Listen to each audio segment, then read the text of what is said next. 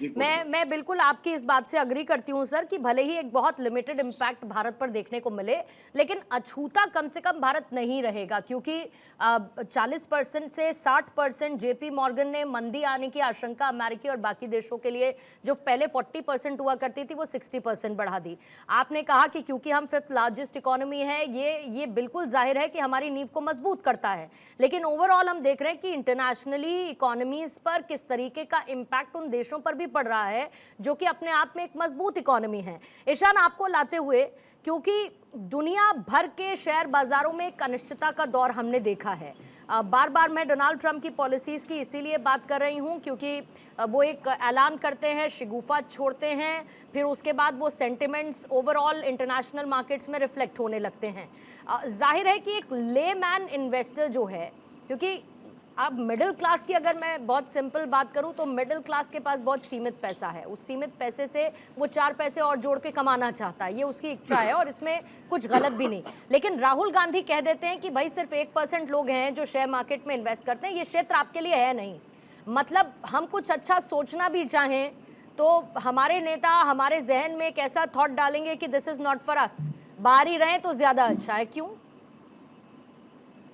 पूर्णिमा जी, सबसे पहले तो आपको मुबारकबाद, आपने इस सार्थक बहस को इसको आपने होस्ट किया, क्योंकि हमने देखा किस तरह से जब ये टैरिफ आ रहे थे उसी दिन वक्फ बिल को लाया गया, पूरा मीडिया मैनेजमेंट किया गया, हर जगह वक्फ वक्फ वक्फ वक्फ वक्फ, ऐसा लग रहा था कि वक्फ, ट्रिपल तलाक और ये सीए एनआरसी के अलावा कुछ देश में है ही नहीं, सिर्फ वक्फ ही वक्फ है। आपको बहुत बहुत साधुवाद और आपके चैनल को बहुत बहुत साधुवाद कि आपने सार्थक बहस करी। दूसरी बात, बहुत विशेष बात, क्योंकि आज हम इकोनॉमी पे चर्चा कर रहे हैं देश की, जो सबसे महत्वपूर्ण चीज है। आज की अगर आपने खबर पढ़ी हो तो पेट्रोल और डीजल पर 2 रुपए की एक्साइज ड्यूटी सरकार ने बढ़ा दी। ये तब है जब कच्चे तेल के जो दाम हैं देश में, जो हम खरीद रहे हैं बाहर से, वो घटते जा रहे हैं। वो $61 प्रति बैरल पे आ गए। एक समय था हमारे समय पे जब वो $111 प्रति बैरल हुआ करते थे, तब भी इतना महंगा तेल लोगों को नहीं देते थे। लगभग 70-80 रुपए के बीच में कोई रेंज रहती थी। सबसे दूसरी बात महिलाओं की, क्योंकि मैं आपके भी सवाल पे आऊंगा, बिल्कुल आऊंगा, क्योंकि आज की 2 खबरें हैं, वो भी अगर लोगों को पता चलेंगी तो अच्छा रहेगा। सिलेंडर के जो दाम है, उज्ज्वला की बहुत या बात करते हैं ना, जो फेल्ड योजना है इनकी, उज्ज्वला योजना, उसकी बहुत भारतीय जनता पार्टी वाले ढोल नगाड़े पीटते हैं।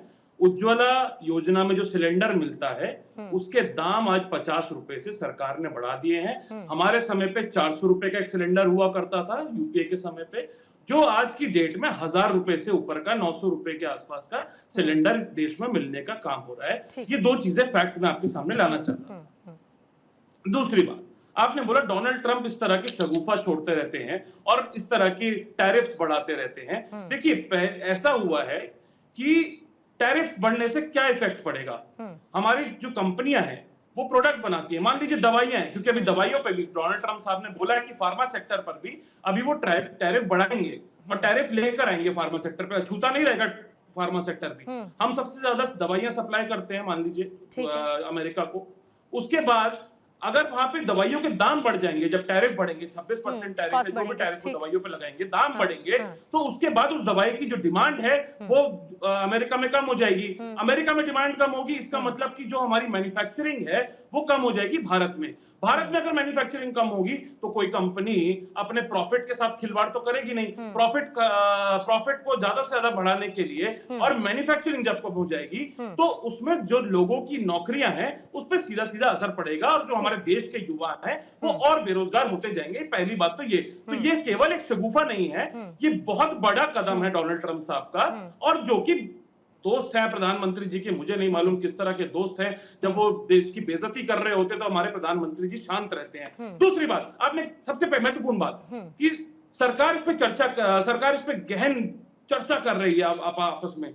आप यूरोपियन यूनियन के नेता उठा के देख लीजिए, आप जापान के उठा के देख लीजिए, आप चीन के उठा के देख लीजिए, जिन देशों पर भी टैरिफ लगाया है, कोई ना कोई नेता ने या मंत्री ने एक नहीं तो 2 प्रतिक्रिया उस पर करी है या टिप्पणी करी है मीडिया में देश के सामने आकर अपने।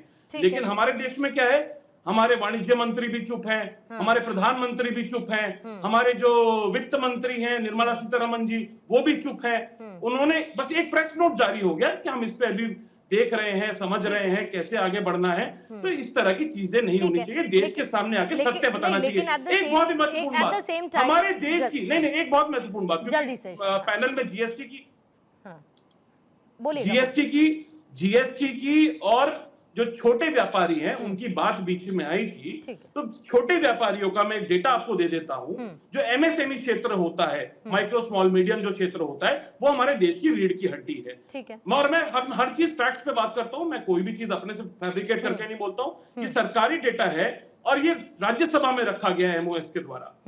उद्यम रजिस्ट्रेशन पोर्टल जो है उसमें ये आया है कि 75,000 से ज्यादा एमएसएमई पिछले 5 साल में, क्योंकि 2020 में ये बना है, 75,000 से ज्यादा एमएसएमई जो सबसे बड़ा केंद्र है हमारे यहाँ रोजगार का, वो बंद हो गए। और फाइनेंशियल ईयर 24-25 में 35,500 एमएसएमई बंद हो गए। ये क्यों हुए हैं? क्योंकि जीएसटी गलत तरीके से लागू किया गया। जी प्लीज जॉट डाउन कर लीजिएगा, क्योंकि इसके स्पेसिफिक जवाब मैं लेना चाहती हूँ। स्पेसिफिक जवाब मैं लेना चाहती हूँ। ईशान, थोड़ा सा आपको कट शॉर्ट करी हूँ, 4 मेहमान और हैं, उनसे भी मुझे एक एक प्रतिक्रिया क्योंकि जल्दी से लेनी है। फिर उसके बाद अरविंद जी आपके पास मैं आऊंगी, इन सवालों का प्लीज आप जवाब दीजिएगा। शरद कोहली आपके साथ शुरुआत करती हूँ, यामिनी जी फिर आपके पास भी आऊंगी, और अश्विनी राणा जी स्टूडियो में है, और गोयल साहब भी इस वक्त हमारे साथ जुड़ चुके हैं। लेकिन शरद कोहली जी, इस इम्पैक्ट को किस तरीके से भारत को रीड करना चाहिए? हम लोगों ने इसके कॉजेस क्या रहे उस पर चर्चा कर ली, इम्पैक्ट भी हम देख रहे हैं। पिछले कुछ सालों का अगर हम इतिहास देखें तो जब भी किसी तरीके का ब्लड बाथ हमने देखा है शेयर मार्केट में फॉर व्हाटएवर रीजंस, तो कभी 2.5 महीने तो कभी 2.5 साल तक का रिकवरी का वक्त लगा है। एक लंबे समय की मैं बात कर रही हूं। जाहिर बात है कि इस रिकवरी की उम्मीद जल्द है भारतवासियों को, लेकिन ये रिकवरी जल्दी कैसे होगी, किस तरीके से इस पर हमें फोकस करना होगा? और ये बार बार जो रिसेशन की बात हो रही है, हम जिस मजबूत स्थिति में हैं, इस रिसेशन का इम्पैक्ट या रिसेशन क्या भारत में आने की संभावना आपको नजर आती है? नमस्कार पूर्णिमा, भारत 24 के सभी दर्शकों को और हमारे को पैनलिस्ट को मेरा अभिनंदन। देखिए, रिसेशन भारत में, मैं सहमत हूं अभी जो मेरे पिछले पैनलिस्ट ने बोला, भारत में इसका उतना इम्पैक्ट नहीं होगा। $800 बिलियन के करीब का हम एक्सपोर्ट करते हैं, जिसमें से करीब आधा सर्विसेज है, आधा मर्चेंडाइज है।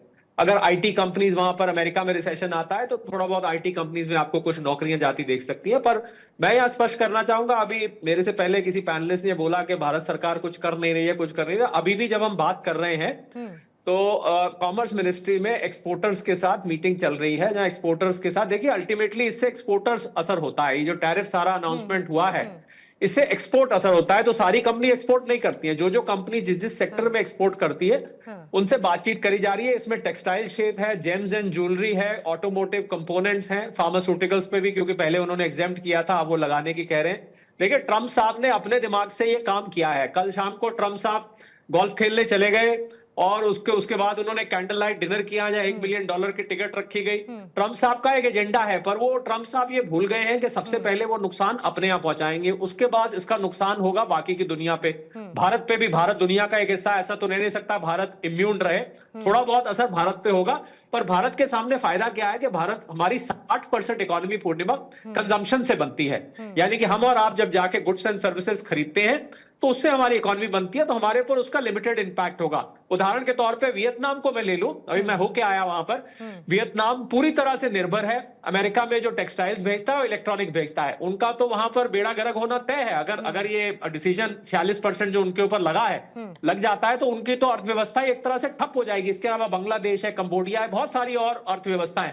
भारत के ऊपर फॉर्चुनेटली उतना असर नहीं होगा, थोड़ा बहुत होगा, हम पूरी तरह से इम्यून नहीं रह सकते। उसका भी हल निकाला भारत ने, एक बड़ी अच्छी अप्रोच ली कि टैरिफ अनाउंस होने से 1-1.5 महीने पहले यहां से हमारे प्रधानमंत्री मोदी के नेतृत्व में 2 मंत्री, पीयूष गोयल जी और एस जयशंकर जी, उन्होंने आइटम बाय आइटम लिस्ट करके वहां सारा डिस्कशन शुरू किया। उसके बाद ब्रेंडन लिंच वहां से आए, जो उनके यूएस के डिप्टी ट्रेड रिप्रेजेंटेटिव है, वो 3-4 दिन यहां पर रहे, उनके साथ बैठ के डिस्कशन हुआ। तो एक बीटी है, जिसको हम बायलैटरल ट्रेड एग्रीमेंट की बात करते हैं, 2 देशों के बीच होता है, उस पर बातचीत चल रही है। इसीलिए भारत के ऊपर 26% लगाया गया जबकि 37% बांग्लादेश पे, 46% वियतनाम पे, कंबोडिया पे हमसे कहीं ज्यादा लगाया गया। इसी वजह से क्योंकि भारत ने ये विलिंगनेस दिखाई कि हम तैयार हैं बातचीत करने में। जिन आइटम पे हम कम कर सकते होंगे, कृषि पे हम नहीं कर पाएंगे, हमारा कृषि आधारित इकोनॉमी। भारत ने एक फ्लेक्सिबिलिटी को सामने रखा। जी, और जी। मुझे याद है अभी जब प्रधानमंत्री वहां पर गए थे तो इसको लेकर भी उस दौरान भी चर्चा हुई थी। फिर बजट में भी हमने देखा था सर, बजट में भी एक रिफ्लेक्शन इसको लेकर देखने को मिला था, क्योंकि एक संकेत दिए गए थे डोनाल्ड ट्रंप की तरफ से कि वो किस तरीके के बदलावों की तरफ बढ़ रहे हैं। अभी थोड़ी देर पहले, क्योंकि मैंने राहुल गांधी का, आ रही हूँ सर कोहली जी, बस 2 सेकंड दीजिएगा। अभी थोड़ी देर पहले जब मैं ईशान से सवाल पूछी थी तो राहुल गांधी के मैंने उस बयान का जिक्र किया था